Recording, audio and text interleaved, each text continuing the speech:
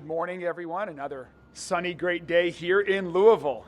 Welcome to our weekly 10 a.m. press conference. And before we get to some of our planned business at hand, I just wanted to start with a brief update on the fire that took place overnight yesterday morning at 310 East Liberty Street, with just a brief update. That 64 people were displaced. Fortunately, we are unaware of any serious injuries, so that is the most important thing, is that everyone who lived there that was in the building is accounted for and is safe. We also are happy to learn and report that all of the residents had renter's insurance for their apartments, which was required under their lease. And so they're working through their claims process for their insurance right now. The Red Cross, I want to give a giant thanks to Steve Cunanan and his entire team at the Red Cross. They were on scene early yesterday morning. They have been there to provide lots of services, advice, information to residents and others impacted by the fire. As of right now, no one is in need of shelter, but the Red Cross is on standby for that. I also want to thank Walmart. The local Walmart has reached out to provide help the residents get back on their feet with some needed things that they might need. And if there's also anyone out in the community that is interested, that has questions, that's looking for information, or wants to provide any support, the best contact for either supporting residents or getting information about the fire would be to reach out to their management office. You can contact Meredith Motley at 833-259-1279. And finally, I just want to thank again the amazing first responder heroes of the Louisville Fire Department and EMS that were on the scene quickly and that did an amazing job yesterday in ensuring that lives were saved and protected and that fought the fire in a very professional way. So thanks again to Louisville Fire, to EMS, to the Red Cross, to everyone that has been helpful. And while this certainly is in a very unfortunate event, pleased to report that there were no serious injuries as a result. All right, so welcome to our electrical maintenance facility here on Gray Street.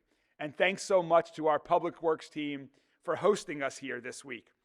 As I mentioned in my first Mayor's Weekly Update last week, we're going to try to host these around the entire city at different locations for different reasons. And we do have a very special reason for being here today. We also are here today to show how great ideas from out in the community can be turned into action. So we have an update today on these very famous Bardstown Rd street lights that people have enjoyed and seen and used for many, many years in our city. And now, even though they're no longer hanging above the road of Bardstown Rd, we are going to put them back into good use. As many of you all know, these lights were removed in the spring of 2022.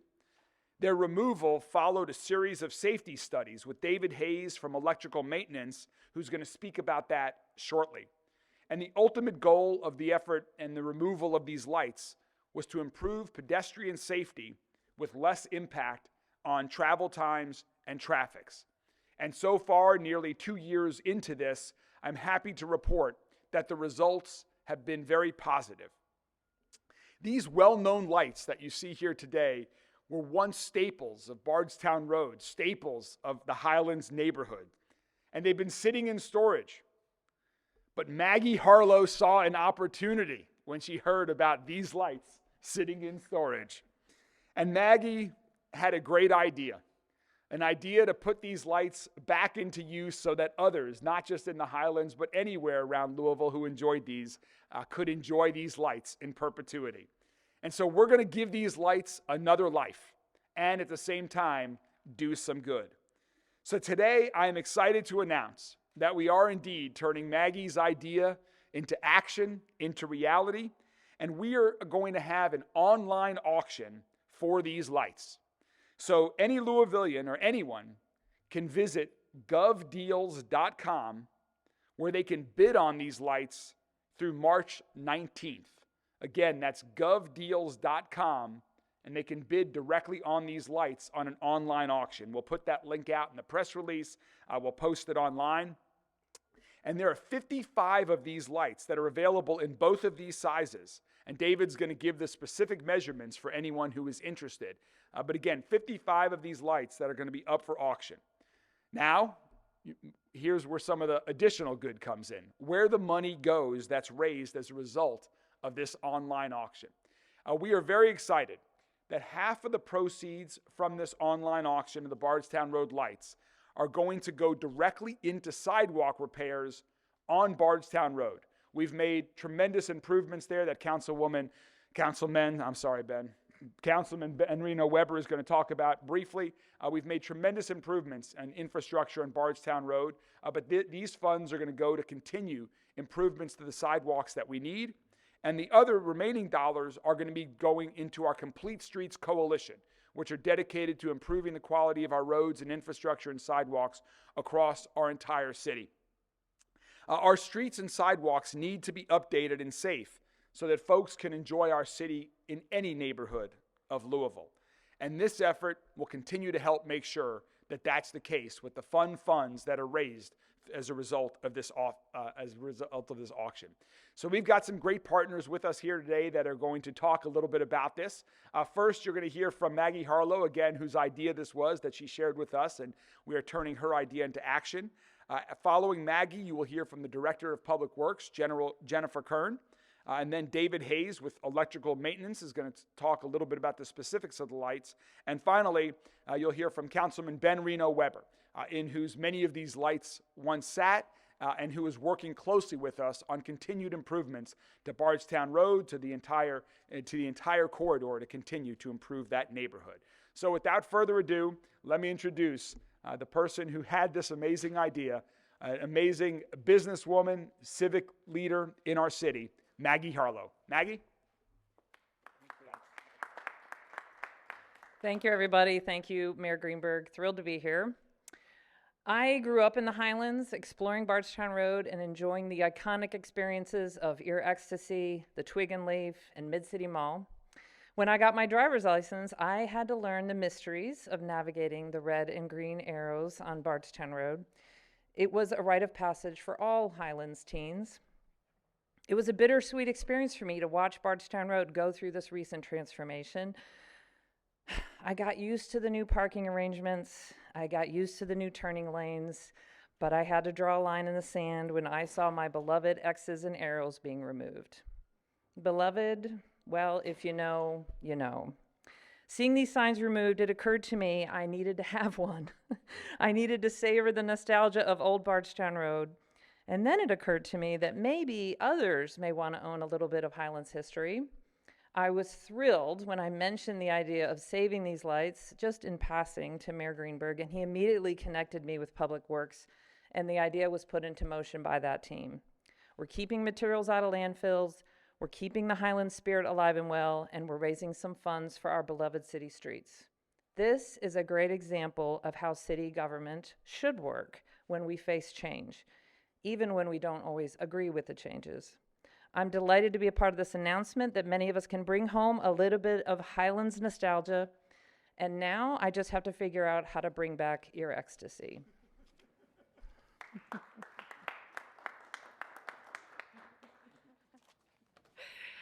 Good morning, Jennifer Commissar-Kern, Director, Louisville Metro Public Works.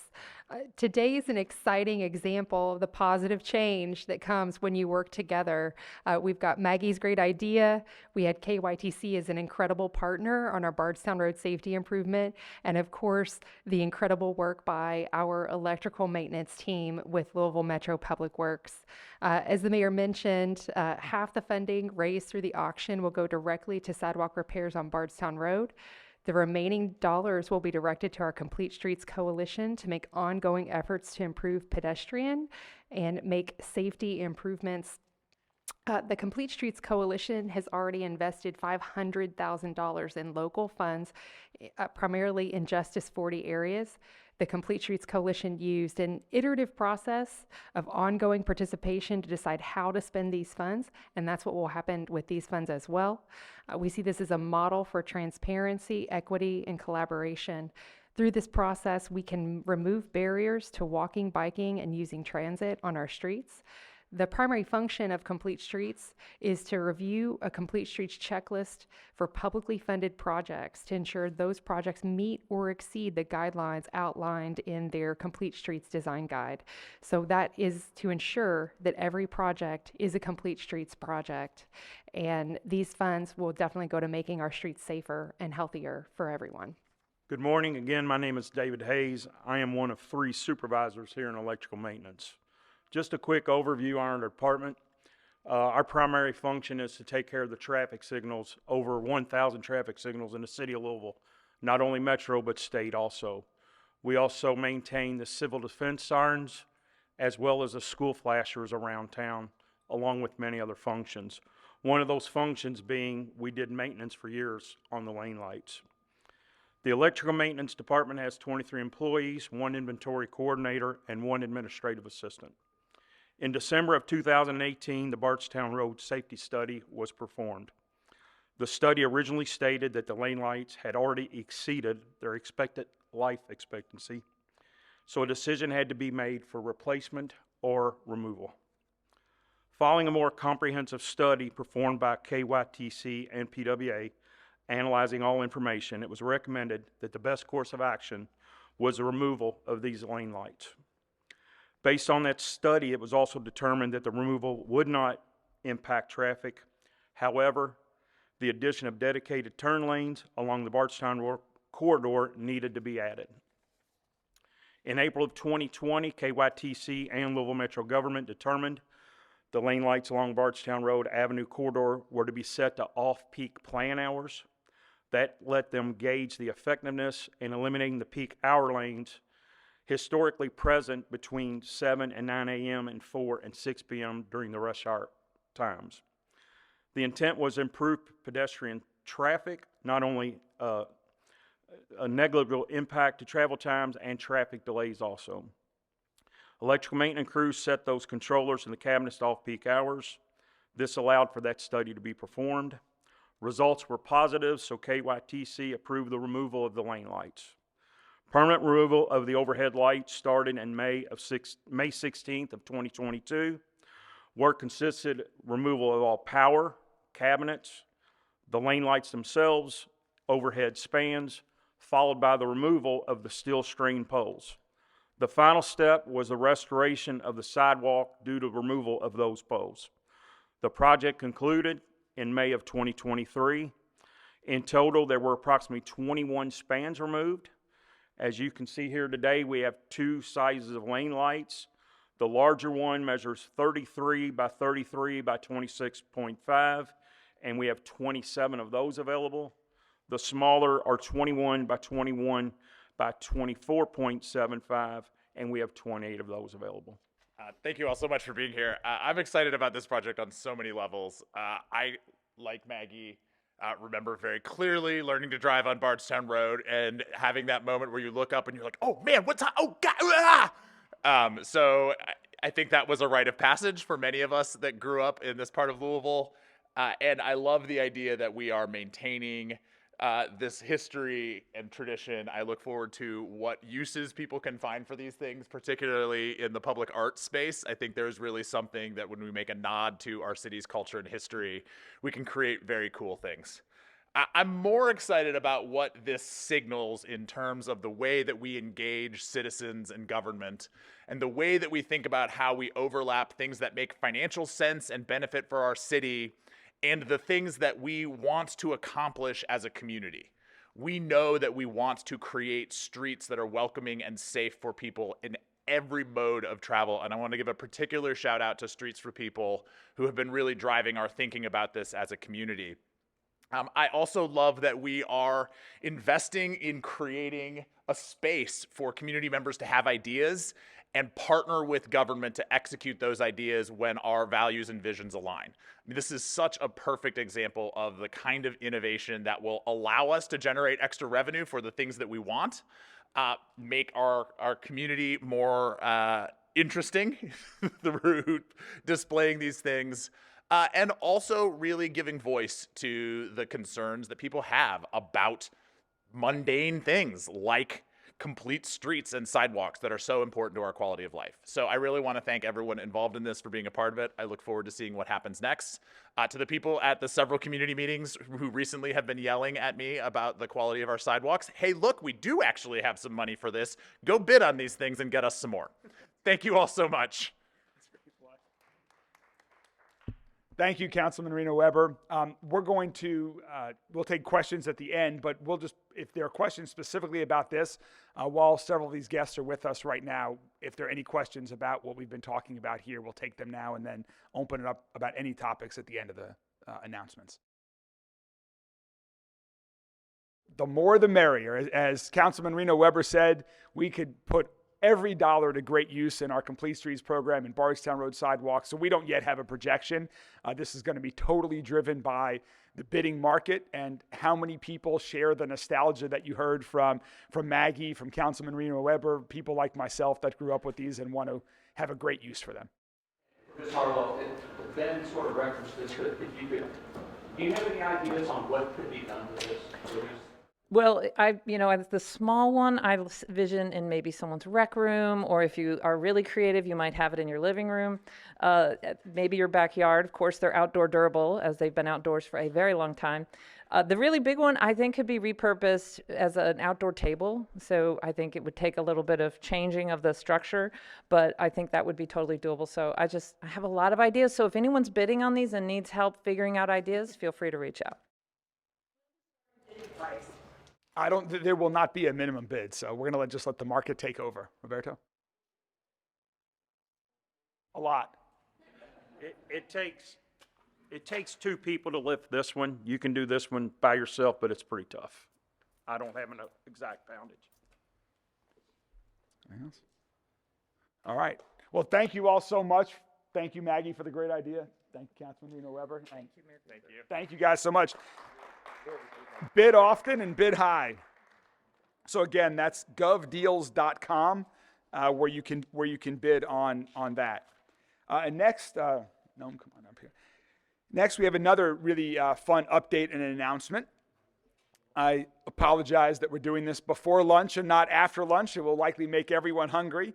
But as everyone knows, Louisville is an amazing city for food, great food. In fact, just recently, Travel and Leisure named Louisville as one of the top 10 foodie cities in our entire country. And just last week, USA Today named both Barn 8 and Nami Restaurant as two of the best restaurants in the country for this year. Also, we recently had more acknowledgement where Dan Borsch and his entire Burger Boy team were named as one of the most beloved burger joints by Southern Living. The recognition of our local food scene here in Louisville continues to thrive. We're so lucky to have all of these great restaurants right in our backyard, these great chefs, their great team that really add so much to not just our food scene, but to the entire culture and flavor, pun intended, of our city. Well, this week, we have the opportunity to show our support for all of these local restaurants and chefs and teams. Because this week is Louisville Restaurant Week, which kicked off yesterday. And it continues through this Sunday, February 25th. Our city is celebrating all of the unique cuisine that makes our city and food scene so interesting. To learn more about this, you can visit LouisvilleRestaurantWeek.com to see all of the participating restaurants. There you'll find participating restaurants, you'll find menus, locations, hours, and even the opportunity to check in from your phone and to earn points. And the top person who visits the most has an opportunity to win $300 in gift cards. So now I'm so grateful and honored to have one of our amazing local chefs with us here today. Noam Blitzer is the owner and chef at Mish Mish on East Market Street. Rachel and I love eating at Mish Mish. We have had amazing meals there. And we're so glad to have him with us here today to talk a little bit about what it means as someone who's been in the Louisville restaurant scene and someone who now manages, runs, and cooks in a Louisville restaurant every day, what Louisville Restaurant Week means and what the local food scene means for our city. So again, the executive chef of Mish Mish Restaurant and owner of Mish Mish, Noam Blitzer. Noam? Thanks so much. Yeah, thank you so much, Mayor Greenberg, for having me up here. It's such an honor. Restaurants, I think, too, a lot of people that are involved in them are super important from a community standpoint. Being the owner of Mish Mish really allowed myself in a market like Louisville to bring unique flavors of Eastern, like Mediterranean, Levant region, flavors that I grew up eating to Louisville, which is such an accepting and warm community that thrives with new flavors and new restaurants. Really the importance and ability to be able to do that and have a very tangible approach to be able to open a restaurant, which as a chef and operator is not an easy feat to start doing in most cities. So the importance of that community also from the public, but ultimately the teams that get to be built within those restaurants is what really drives myself, and I can speak for a lot of other restaurant owners and chefs that it's really like the importance of that team mentality that we get to create special and unique experiences for our guests every day that we're open and serving the community. It's really great. Yeah, thank you. Thank you so much, Noam. And if anyone is in the mood for some of the most amazing hummus and pita bread, along with, as Noam said, other great Mediterranean dishes, feel free to visit Mish Mish or one of our other great local restaurants around the entire city. There's more good news we have to report. Last week, Louisville got some great news from our federal partners. As you all know, the Louisville Muhammad Ali International Airport is essential to our city's success.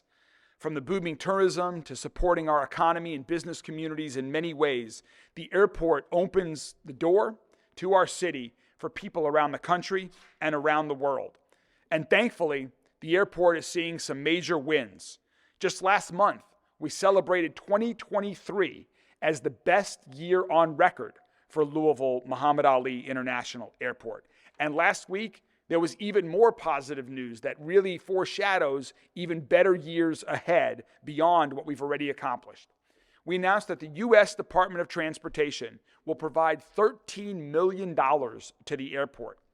This funding is through the bipartisan infrastructure law and will be directed towards improvements, including the addition of 4 screening lanes, which are very needed given the growth in passenger traffic in our airport, and an upgrade to the airport's power system.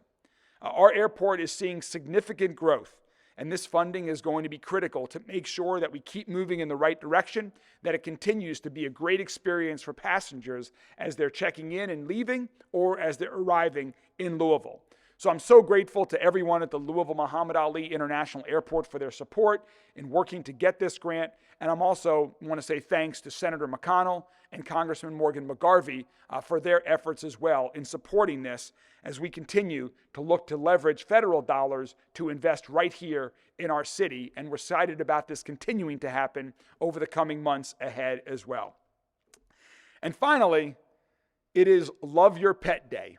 And we have one final guest with us here today, a couple of guests here with us today that are going to join me. So today is Love Your Pet Day. And I know Rachel and I, every day in the Greenberg household for River is Love Your Pet Day. But this day we wanted to bring special attention to a special Louisvillian that we're recognizing here today. And that is our friend Ronnie from Louisville Metro Animal Services. As some of you may have seen or heard, Louisville Metro Animal Services is currently at capacity, and there is an urgent need in our community for folks to adopt dogs or to foster them. Dogs like Ronnie here. He is a gorgeous 1.5-year-old mixed breed who's about 60 pounds and incredibly cute. He's vaccinated, neutered, and microchipped, and he would be a great best friend for anyone in our city. He loves meeting new families, is good with kids, and loves playing fetch. So if you're interested in helping out dogs like Ronnie, if you are interested in adding to your family's quality of life with a dog, just as our family's life has been improved ever since River has been in our house, please visit Animal Services at 3528 Newburgh Road or visit online to learn more by searching Louisville Metro Animal Services. Our interim director of LMAS, Adam Hamilton, is here with us today to share a little bit more. Metro Animal Services is currently over capacity, as the mayor said. This year we've taken in 17% more animals than we did at this time last year. And what we're looking at is that trend will continue to rise if we do not do something soon. We're currently doing a special for urgent need dogs such as Ronnie, free adoptions for most pets, large breed, and we offer resources as well. So we offer what's called a Good Pup, which is training for animals. So each adopter will get a training for free and can get further training if they need it for their pet. We also do fostering. If you can't keep your pet, you can't keep your pet and want to foster a pet, that's a great thing. You can foster for a couple weeks, for a month, or you can foster to adopt. Foster to adopt, try it out. If it works, you can keep the pet. If your pet's missing, we urge you to come to Metro Animal Services and look for your pet. We also encourage you to license and microchip. The only way we can get pets back home is if they're licensed to microchip. We need to know where they're from. A microchip will definitely get your pet home. And the biggest problem that we have right now is we need everybody to spay and neuter their pet.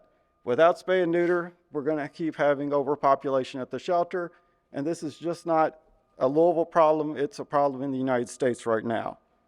I'd like to thank the staff who are doing a heck of a job right now, keeping everything together, caring for the animals, and to thank our rescue partners and all of our partners such as Kentucky Humane Society and Alley Cat Advocates for all their help that they've given us during this time. Thank you. Thank you so much, Adam and Ronnie. We hope that we help find you and all of your friends a new home. What an amazing pet in addition to any family that would be. We do encourage anyone to reach out. Well, before Ronnie and Adam and Stephanie, before they depart and we open it up for questions generally, are there any questions about anything with Ronnie or adopting pets at LMAS? All right. Yeah, one question. There's a state bill right now that might preempt the local ordinance that bans the retail sale of pets. Local metro houses passed late last year. Some are worried that if that's preempted, then it'll increase the capacity of shelters again. I just was wondering what your reaction to that possible flip was in light of the shelter. Yeah. I'm opposed to that proposed bill. I think we should let the Louisville ordinance stand as it is. As you just heard from Adam, the biggest challenge that we have right now is we have so many animals that are coming into the system.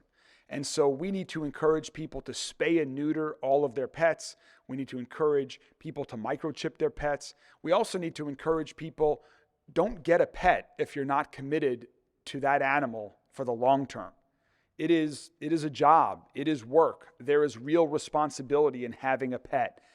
And so we encourage people to not even begin that journey if you're not committed to it for the long term.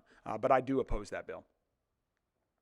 All right. Well, thank you, Ronnie. Thank you, Adam and Stephanie. Thank you guys so much for joining us. And with that, I'm happy to talk about anything that we just mentioned or any other topics that you all would like to ask about. Yes.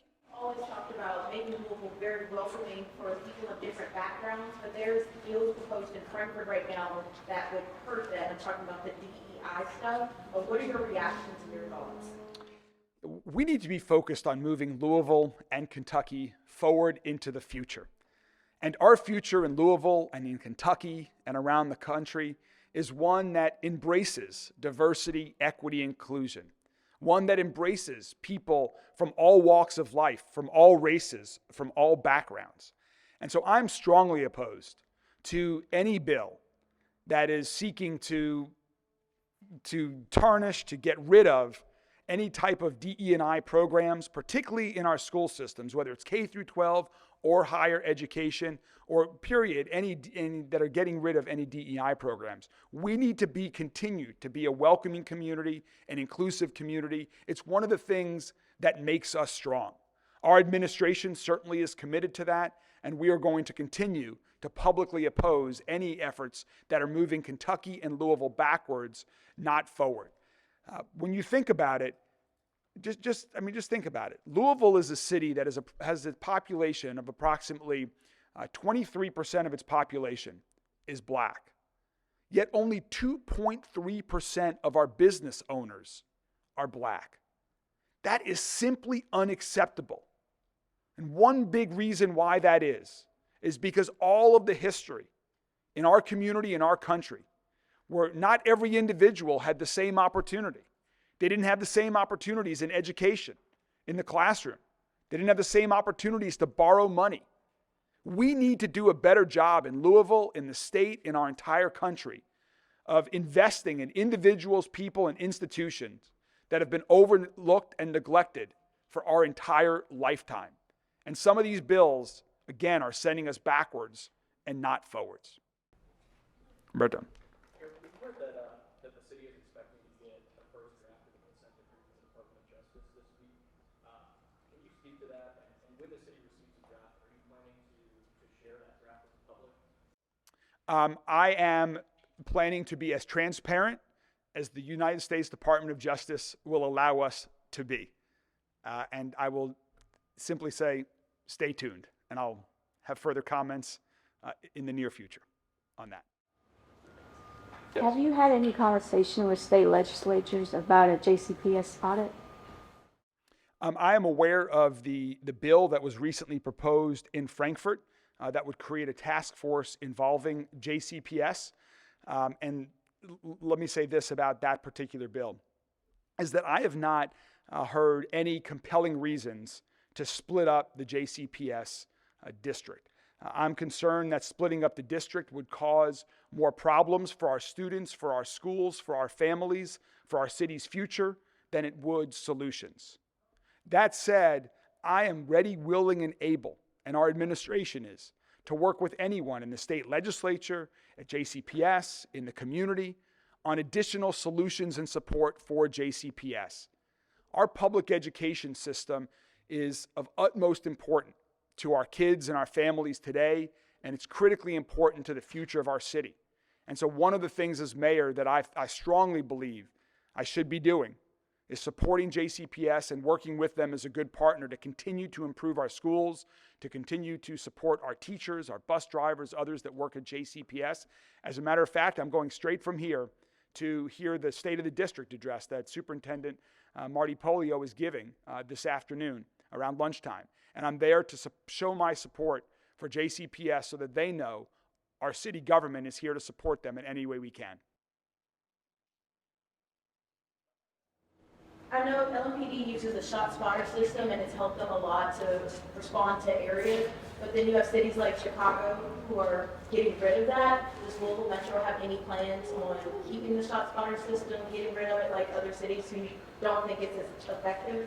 As far as I'm aware, it has been a very effective tool for us here in Louisville in many ways, both with identifying areas that we need to respond to right away, as well as helping to solve certain crimes. So I'm not aware of those other problems that you had mentioned. I will certainly discuss that with the chief and look into that with her to understand why other cities are going away from that, but I'm not aware of any challenges. I've only heard positive results from the shot spotter technology in our community. House Bill 18, which is the housing bill, is on the orders of the day for a vote in the Senate today. What's your thoughts on that bill? Is House Bill 18 the one about the income disparity and accepting that? That is another one. You all like to ask about all the bills I oppose. I don't support that bill also. I mean, creating pathways for individuals to have access to affordable housing is critically important. It is one of the priorities of our administration to create and build 15,000 new or renovated affordable homes across our entire city. And even that won't address the entirety of the need for more affordable housing. And so we need to be doing everything at the local and state level to make it easier to access affordable housing, to make it easier to build affordable housing, to make it easier to build, renovate, and develop housing, period. We need more housing in Louisville. If we want to support our families, if we want to prevent individuals from becoming homeless, if we want to help grow our economy and provide a foundation for comfort, growth, stability for all families, we need more housing. And so I'm opposed to that bill because it will make it more difficult for people to access housing. Legislature passes that bill, will the city abide by it? I'm one who believes in following the law. I'm not aware of all of the details of what that might mean or what the options are for the law at the time, but so I'll look into that. Roberto? Okay. In your proposal, your agenda for Louisville ahead of the General Assembly session, you asked for, I think, the most money that Louisville Metro's ever asked for from the state for affordable housing through various projects. Obviously, the budgets are not final yet, but how are you feeling about what from your proposal has actually been included? Yeah. So I think that the budget process really has just begun in Frankfort. The governor proposed his budget. The House has passed its version of the budget. But we all know that that process is just beginning. And I am very optimistic about the collaborative discussions that myself and our administration has had with the governor and his team, as well as with Senate and House leadership, with Republican leadership, with members of the Democratic caucus. We are making the case for how investing in Louisville is critical for the entire state and how that can provide a great return on investment. I think everyone in Frankfort recognizes the importance of Louisville to our entire state as an economic engine. We're working to get over any past divides that were there and show how we're all part of the same Commonwealth. We all can succeed together, and how these investments can truly benefit people across the entire state. And we've had very good conversations. We continue to. We are working very collaboratively together. And I am very hopeful as we progress through the session that Louisville will be the beneficiary of some historic investments in our community. Thank you all very much.